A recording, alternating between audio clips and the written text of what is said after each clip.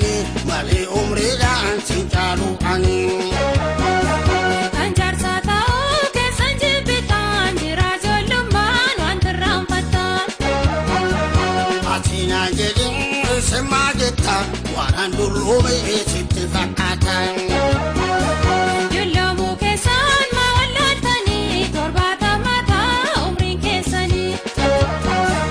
Duraan umrii koo yoomna gaafatte taasii gaafadhee tuulee kan jette erganaa guuteen isaan ayyaadu tullumaan kaasee aaneen barbaadu.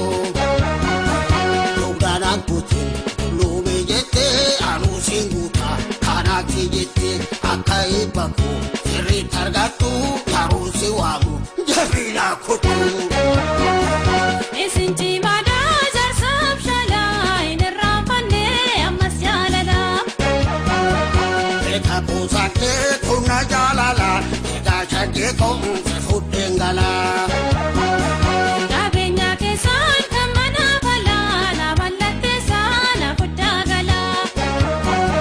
Mormi keessan kun garuu dhiifama yeroo haasoftaan maal ta'e rooma. Inni haa ta'uu kan jedhuwani hundanaa gundaan ani keessanii. Yeroon fedhii keessan guutuwani dugdanaa kuttee maanaan jettanii akka dadhabdan yoo beektan kana keessan dulluma nan komatina. Ta'us gaaffii koona gunnaan jira isin jaalachuuf yaada fuuldura. Erga jaalallee sirraana qabe kudhan si guutaa ammalan dhabe. Waadaanaaf kan ta'an maaliif maalumaaf akkan gammaduuf natti hima. Gurriyaa sammuu meeqa sitti mu ammas na dhaga'e kan sitti mu. Birrii sanduuqaa horii gurguddaa suma bakkeenaa kan daanuu hundaa ani koo guutuudha kan wajjin gallaa tarii yoonduu eessi sumatu dhaalaa. Meenatti himee maali mallisaa yeroo si argu nagassan tarsaa. Eessuma waadaanaaf galtaan kana harkaan dhangalchiin homaan ta'inaa.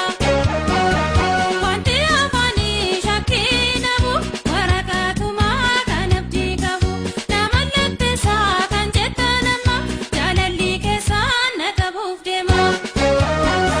Waa irraanfadhee qalbii kanaa meeshaan ijoollee qabduu manaa. Ollaa koo ijoollee baay'ee qabu asagal malee homaa hin qabu. Namba deemaaliin ta'uwani osoo hin da'iin haara salganii. Sanyiin gaariidhaan yeroo baay'attu ati na deenyaan fudhannaa guutu. Annama guddaa natti fakkaataan edaa salphataa akkanaatise.